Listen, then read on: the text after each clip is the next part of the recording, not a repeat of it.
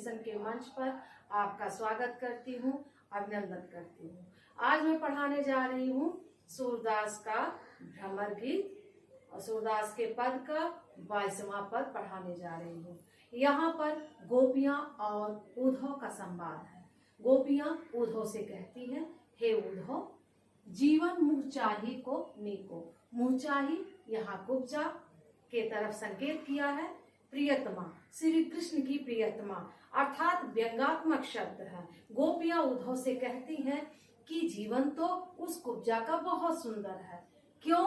क्योंकि दरस, दरस का अर्थ होता है दर्शन, परस का अर्थ होता है स्पर्श। ठीक है, तो जीवन तो उसका अच्छा है, उस कुब्जा का अच्छा है जो दर्शन करती है, स्पर्श करती है और दिन रात करती है। कान प्यारे पी को, कान कृष्ण, प्यारे प्रियतम प्राण प्यारे, पी को, पी का तात्पर्य यहाँ पे प्रियतम से है, यानी कुब्जा का प्रियतम श्री कृष्ण। और ऊपर जो यहाँ पे मुहचाई है, यहाँ प्रियतमा श्री कृष्ण की प्रियतमा कुब्जा। तो यहाँ पे कह रहे हैं कि हे उद्धव, वो कुब्जा यानी कृष्ण की प्रियतमा दिन रात स्पर्श करती है, दर्शन करती है, इसलिए उसका जीवन बहुत सुंदर है। आगे, नयनन मूद मूद किन देखो। यहाँ पे गोपियां कहती है, नयनन आंख को बंद करके देखो, किन देखो, कौन देखता है, बध्यो ज्ञान पोथी को। बंद किताब, बंद किताब यानी बंद पुस्तकीय ज्ञान को आंख बंद करके भला कौन पढ़ता है। आंख बंद करके पुस्तक को कौन पढ़ता है, और वो भी बंद पुस्तक को कौन पढ़ता है।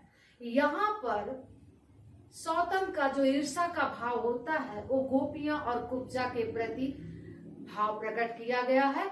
यहाँ पे गोपियों का कहने का तात्पर्य ये है कि जिस तरीके से आंख बंद करके पुस्तकीय ज्ञान नहीं प्राप्त किया जा सकता है, उसी प्रकार अगर प्रेम की रीत नहीं जानती है वो कुब्जा, अगर प्रेम की रीत नहीं जानती हैं, अपने प्रियतम के रिझाने की कलाओं पे परिपूर्ण नहीं है, अनभिज्ञ हैं, नहीं जानती हैं, तो निकट रह करके भी वो उनके सन्निकट नहीं है, अर्थात उनके हृदय के पास नहीं है। आछे सुंदर श्याम मनोहर और जगत सब फीको। एक श्याम सुंदर ही अच्छे हैं, हमारे प्राण प्रिय हैं, और बाकी संसार मिथ्या है, बाकी संसार फीका है, अर्थात तत्वहीन है, अर्थात मेरे किसी काम का नहीं है। सुनो जोग को का कह लीजिए।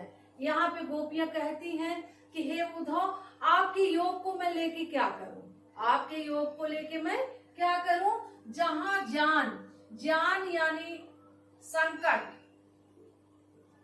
और जी को यानी प्राण। जहां सुनो जोग को का कह लीजिए। हे उद्धव सुनिए, आपके योग को लेके मैं क्या करूं। जहां पर हमारे प्राण संकट में आ जाए, हमारे प्राण में संकट, हमारे प्राण संकट में आ जाए, ऐसे आपकी योग साधना को लेके मैं क्या करूं।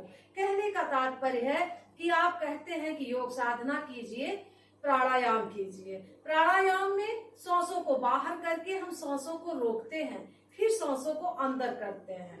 तो जब हम सांसों को बाहर करके रोकेंगे, योग साधना करेंगे, प्राणायाम करेंगे, ऐसी स्थिति में हमारे प्राण तो संकट में पड़ जाएंगे, क्योंकि इन्हीं प्राणों में श्री कृष्ण बसते हैं, इन्हीं सांसों में हमारे प्रियतम श्री कृष्ण बसते हैं, तो हमारे तो प्राण संकट में आ जाएंगे।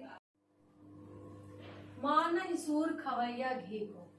यहाँ पर गोपियां कहती हैं कि खाटी मही, खाटी का अर्थ होता है खट्टा, खट्टा, और मही का अर्थ होता है छाछ, और घी का श्री कृष्ण से तात्पर्य है श्री कृष्ण रूपी रूपी घी। यहाँ पे श्री कृष्ण का संकेत किया है, यहाँ योग साधना का संकेत किया है, यानी आपकी योग रूपी खट्टी छाछ। ठीक है, तो यहाँ पे गोपियां ये कहती हैं खाटी मही नहीं रुचि माने, यहाँ पे कोई आपका योग रूपी खट्टी छाछ को पीने वाला नहीं है।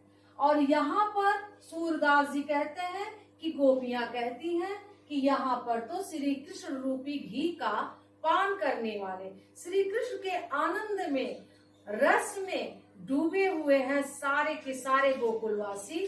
तो यहाँ पे आपकी ये खट्टी छाछ यानी योग साधना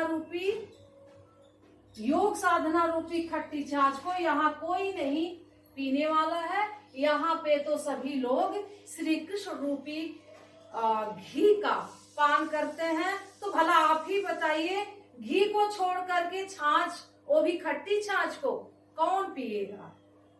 तो गोपियों ने श्री कृष्ण के एकनिष्ठ प्रेम के भाव को यहाँ पर प्रकट किया है। आगे बढ़ते हैं।